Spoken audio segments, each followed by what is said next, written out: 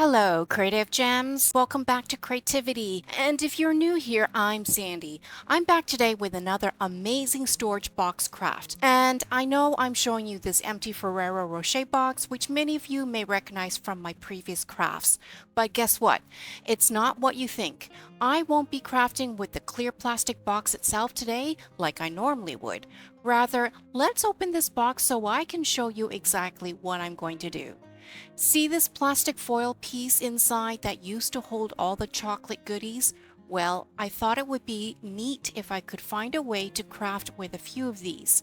They're actually really pretty because of the gold finish on the one side, and on the underside it has a pretty silver finish.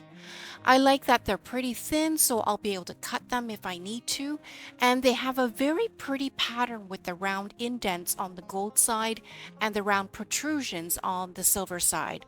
They're also flexible, so I can bend them if I need to. And along with the Ferrero Rocher plastic foil trays, we're also going to be crafting with this empty cookie box. It's a square box with a really good quality thick cardboard lid, and on the inside of the box you can see inside it's pretty deep, so there's lots of space. The first thing I'm going to do is take a piece of sandpaper and sand down the outside of the box. That's because we're going to be painting the outside of the box later, and we need something for the paint to grab onto, given that this box has a very smooth, shiny surface. And honestly, I kind of feel bad for doing this to the box because it actually has a really pretty design. But if you're already familiar with the crafts on my channel, I'm more of a glam girl and a silver girl, a gold girl, neutral colors. Those are more of my style. So I'll go ahead and finish sanding down the box to give it a bit more of a textured finish before we start painting it. So it didn't take long to sand down the box, and I can already see there's lots of texture on the box. It's much duller than it was before because sanding it down removed the smooth glossy finish on the surface of the box. I'm not sure if the camera actually picked it up, but there's a pretty good comparison between the box I sanded and the lid, which I haven't touched yet. I'll just go ahead and use a damp cloth to wipe away the dust and residue from the box, and we want it clean before we start painting it. The paint I have chosen to use is a basic acrylic paint from the dollar store. This one is a gold metallic color. And while we work on painting the box, I would like to take a moment to thank you for tuning in to today's craft project. If you enjoy glam home decor and DIY crafts on a budget, please let me know by hitting the subscribe button. And if you like what you see today, please give me a thumbs up as well so the YouTube gods will continue to recommend my channel to other viewers like you. And by the way, in case I didn't mention it, lately I've been really into mixing gold and silver decor together. So today's box will be a gold box, but I'll be embellishing it with bits of silver embellishment to give the storage box a bit of color contrast. So I've got 4 sides of the box painted. It took about 3 coats to cover up the original red color and design. The paint has fully dried, and now I think you can see more clearly the marks left on the box after I sanded it down.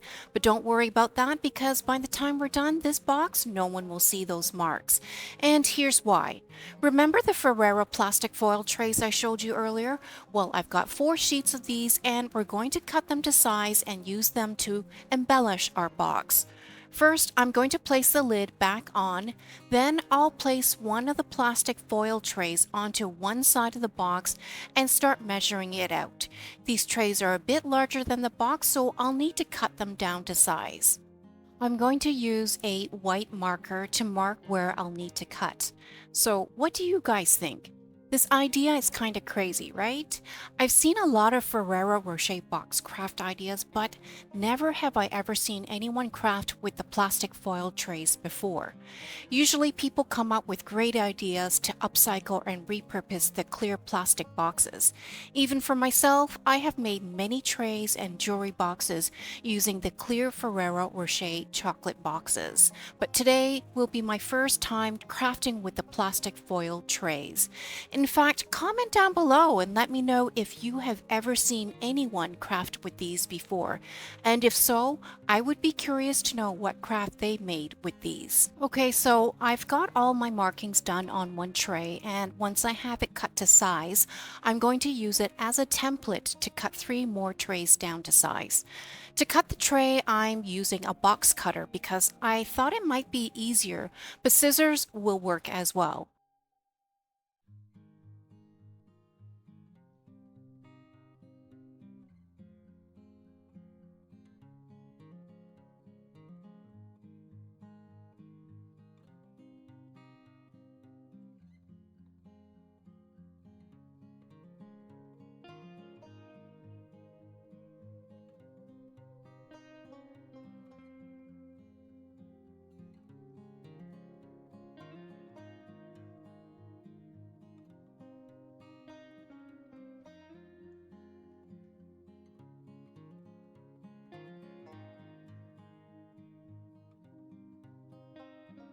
Let's see if this fits onto the side of the box. Here I've got the lid already inserted and the box is laying on its side. It looks like the tray fits, but in case it's too big, I can always use a pair of scissors to trim it down. So here I've got 4 cut to size. It actually didn't take long since I used the first one as a template. Next, I'm going to adhere them to the box on all 4 sides. I'll keep the lid on and notice how I'm using the straighter edges of the tray to line them up to the bottom edge and corner edge of the box, just so it looks a little neater. To adhere the trays to the box, I'll be applying tacky glue to the silver side because that's the side that will be easier to lay flat against the box to get a better adhesion. And that's really the other reason why this box is going to be a gold box instead of a silver one, because many of you already know that I'm usually more of a silver girl, even though lately I've been experimenting a bit more with gold embellishments. In fact, I would be curious to know how many golden girls are there out there. Comment down below with the word box and let me know if you're a golden girl or more of a silver girl like me. Or perhaps you're like me and moving towards mixing gold and silver together. And by the way, when you're choosing a glue for this step, please do not choose hot glue. Many of you have watched my other tutorials already, and you know my gripe about hot glue. But if you're new to my channel, let me just tell you, I love my hot glue gun because it's quick, it's easy, and the glue cools and dries within seconds. But the problem with using hot glue here is that it will cool and dry in hard clumps, and when you apply hot glue against thin plastic like this, it just won't sit flat against the box. But this tacky glue I'm using is great. It takes a little longer to dry, but that also means you have more time to make any necessary adjustments, and you'll be able to press down on the plastic foil tray like I'm doing here to make sure it sits completely flat onto the box. So anyhow, I'm going to go ahead and repeat the same steps for the remaining 3 sides of the box, and then I'll come back to show you what's next. So now I've got all 4 sides done, and this is what the box looks like so far. I think it looks pretty good so far, but we'll need to fix up the corner seams a bit.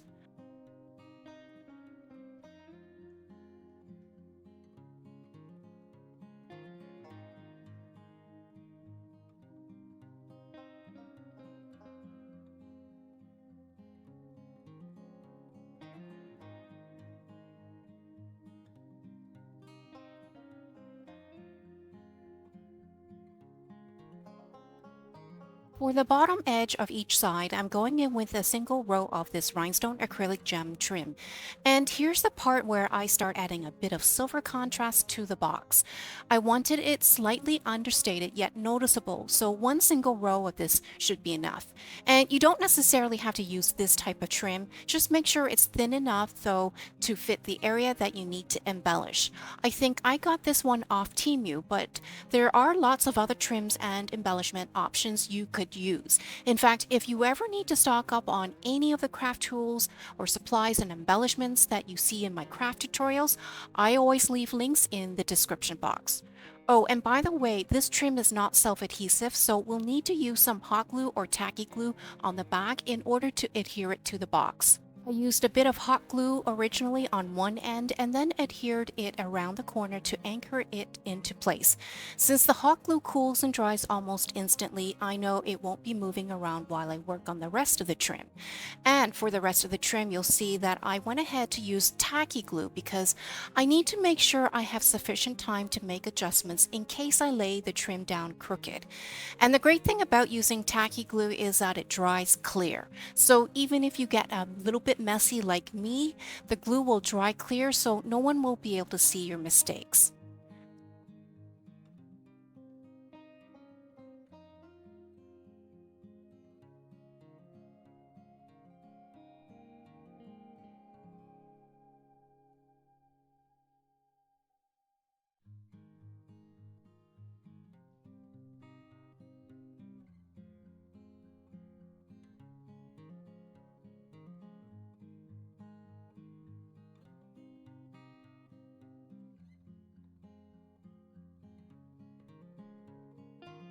So while waiting for the glue to fully dry, I went ahead to paint the top of the lid as well.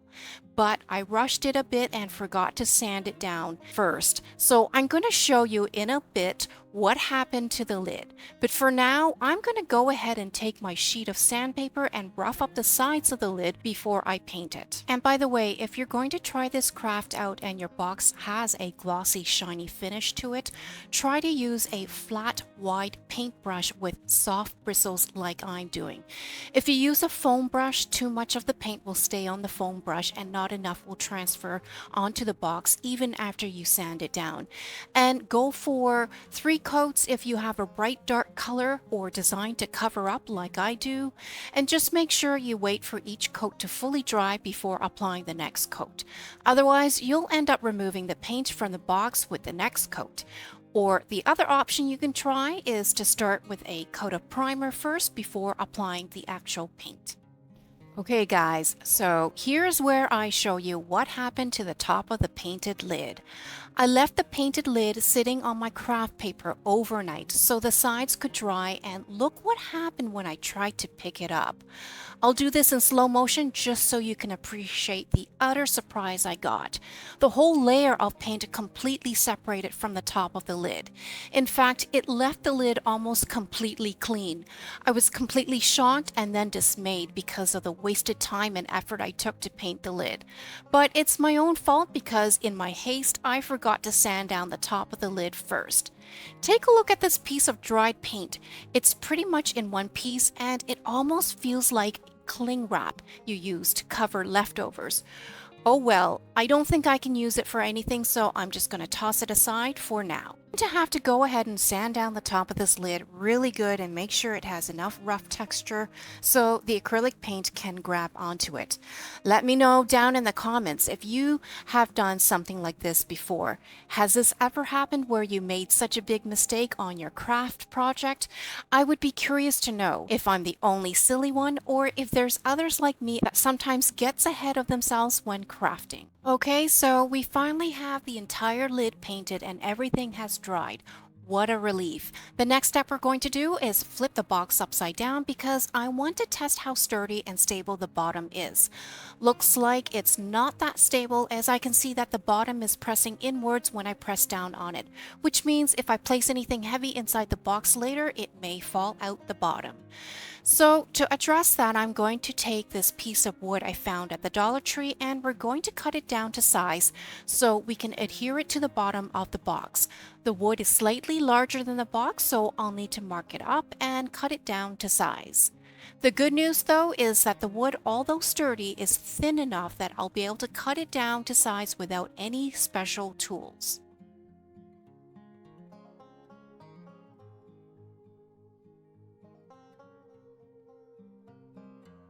Once I know where I need to cut, I'm going to take a plastic chopping mat, also from the Dollar Tree, and place it underneath the wood. That's because I'll be using a box cutter to cut the wood down to size and I don't want to puncture the craft paper underneath. I'll use my ruler as a guide to make sure I get a perfect straight edge cut. Here you can see I'm using the box cutter to score the wood, and I'm doing this over and over again several times until the score is deep enough that I can just use my fingers to snap the wood apart.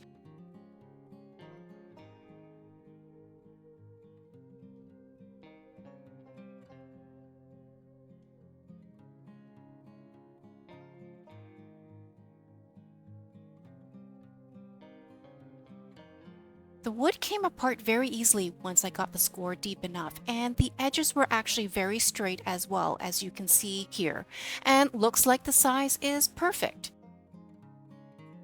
To adhere the wood to the bottom of the box, I'm going to use my new favorite glue. This is wood glue that carpenters usually use, and I've used this many times for my own home reno projects and when I made my own built-in shelves. The wood glue texture is very similar to the tacky glue we used earlier, except this does not dry clear, so you'll want to be careful and wipe away any excess that you don't want showing on your craft piece. This glue also dries fairly quickly, within about 15 to 20 minutes, and once fully dry, the wood will be firmly secured. So what I might do here is place something heavy inside while the glue fully cures. In the meantime, I have a pack of these plastic pots from the Dollar Tree. These are left over from St. Patrick's Day, and I grabbed them not even knowing what I would use them for. But today I have an idea on how to incorporate these into the storage box we're making. These pots have a nice shape that tapers a bit at the top. The bottom is completely flat and there's a cute little handle, but we're not going to need the handle, so I'm going to go ahead and remove them from each pot. They're actually pretty easy to remove. Any guesses yet what these pots will be used for? Let me know down in the comments, and if you don't, make sure you keep watching.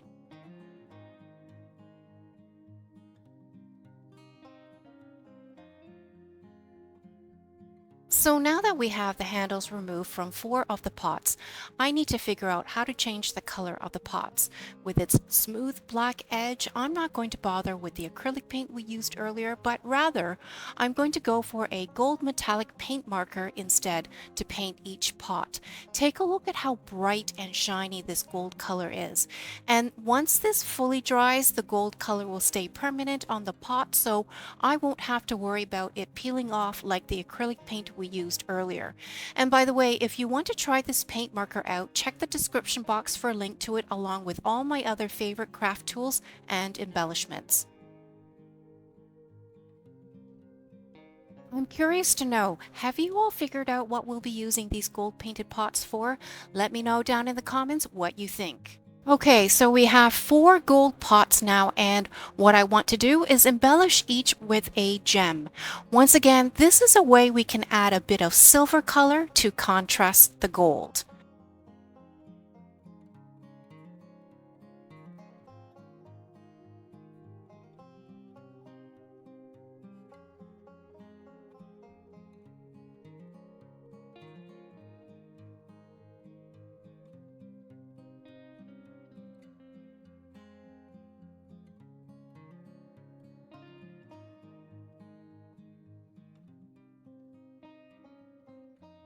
So with 4 pots beautifully embellished, it's time to reveal what we'll be using them for.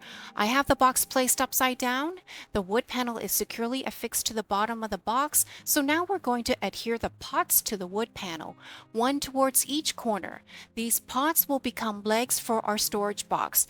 If you guessed that correctly, you probably are already familiar with my home decor crafts, as I often like to make boxes, trays, vases, and bowls with legs, because I think the legs just give the piece a much more upscaled look. To adhere the pots to the wood panel, hot glue is all you need, and you can choose to glue the pots down from either the top rim or from the bottom of the pot. I think either would look very pretty, so it's really up to your preference. And notice that I'm being very careful in the positioning of each pot. I want the gem to show, so I'm positioning each pot so the gem faces outwards at each corner. Now with the legs installed, let's shift our focus back to the lid. Now that the paint has fully dried on the top of the lid, I want to further embellish it with this beautiful gold placemat. It's a round placemat that's slightly larger than the box, so there will be some overhang on each side, which will be perfect. I'm going to flip the lid over upside down and place it back onto the table. Now I'll go ahead and use a pencil to draw the shape of the box, because that way I know where I'll need to apply the glue to, so we can adhere the placemat to the box. In terms of the type of glue, I did struggle to decide what type would be best, but I finally decided on tacky glue. I would have liked to use hot glue because the placemat is a bit on the heavier, stiffer side, so I thought the hot glue would be stronger and quicker to adhere. But in the end, I chose tacky glue because this one is pretty thick and strong, and it eventually dries clear. And as a compromise, you'll see later on that I do end up using a bit of hot glue to glue the overhang down the sides. Applying the glue onto this placemat may be a little tricky since it's a bit of a mosaic design with lots of holes, so I decided to just go all out and apply it everywhere regardless of the holes. I'm not too concerned of any excess that may ooze out in between the holes because afterwards the glue will dry clear anyhow.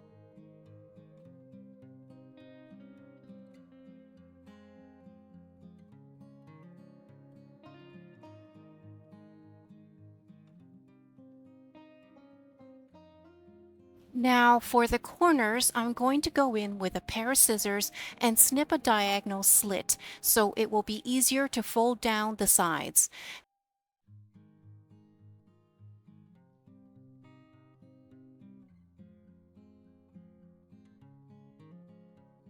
And here I'm going in with some hot glue, which I think will work better than the tacky glue to hold down the sides so they don't lift away from the box. Just be careful not to burn your fingers. I did that a few times, which is why I started to use the back and top of the glue gun to help hold down the placemat to the box while the hot glue cooled and dried. Your other option would be to wear some gloves to protect your fingers in case the hot glue makes contact with them while you're pushing down the placemat.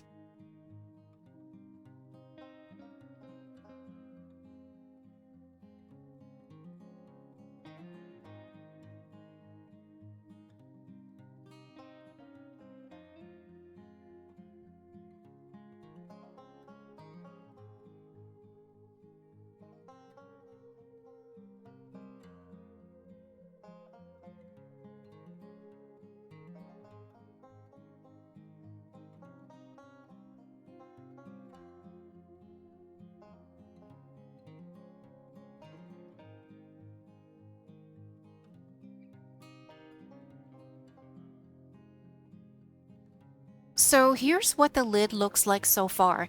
The tacky glue on the top of the lid still hasn't fully dried yet, but that's okay because we're going to continue embellishing the sides of the lid. I'm going to apply another row of the same rhinestone gem trim to the sides of the lid. That way the lid matches the rest of the box and will give the overall storage box a nice and consistent design.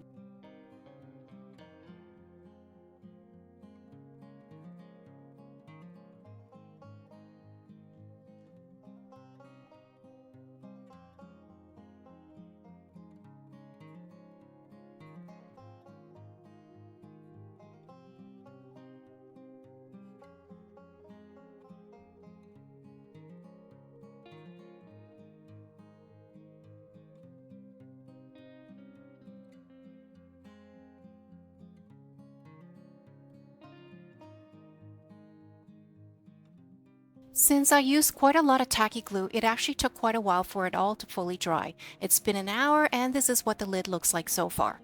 The tacky glue is almost fully dry, but you can still see a little bit of the glue peeking out. Those will eventually dry clear, but I'm not too worried about that because we're going to be applying one final embellishment to this lid. Take a look at this beautiful gold framed mirror. Dollar Tree sells these fancy mirrors in a bunch of different designs in gold, silver, and black. What I want to do is take this gold one and add a tiny little bit of silver to it.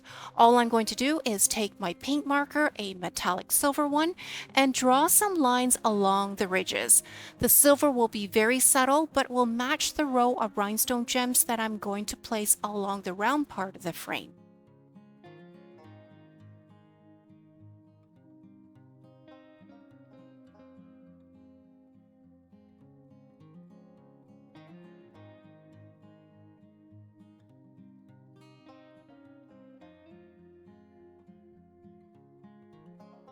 Before we adhere this mirror to the lid, let's take a quick look at what it looks like.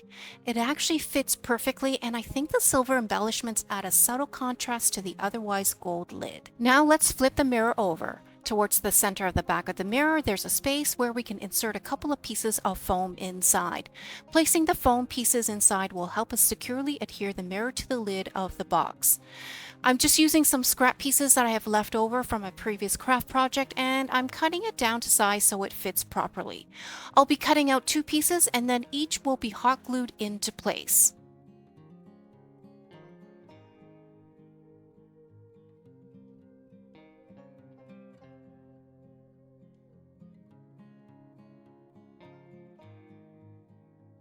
Wow, it worked perfectly and it looks so beautiful. Now, before I show you the final box, I want to clean up those corner seams I showed you earlier. They actually don't look too bad, but I do prefer to cover them up. We have a choice of using a string of gold beads like this, or we can use the silver beads instead. And honestly, I think they both look good. Here's what the gold looks like again, and here's what the silver looks like again. I actually had a really tough time deciding, but in the end, I opted for the silver one because, as many of you may know, I'm really a silver girl at heart. In fact, I'm curious to know which of you thought I would choose the silver one and which of you thought I would choose the gold. And let me know down in the comments if you thought I chose the right color or if you would have preferred the gold.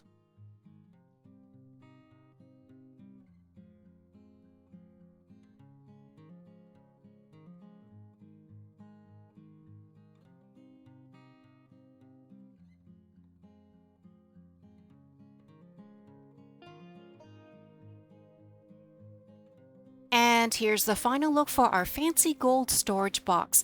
Take a look at those beautiful gold legs on the bottom of the box. I think the gem we added to each of them was a nice touch. It doesn't look like it, but this entire box only cost me $3.75 to make. The design is unique, one of a kind, and in fact, there's so much storage inside to place old greeting cards you received, family recipes, remote controls, or just about anything. Comment down below with the word box and let me know what you think of this storage box, and let me know if you might make a similar one for yourself. If you enjoyed today's craft tutorial, please like and subscribe to my channel and share with other creative gems. Also remember to hit the notification bell so you can be notified every time I have another DIY glam project on my channel.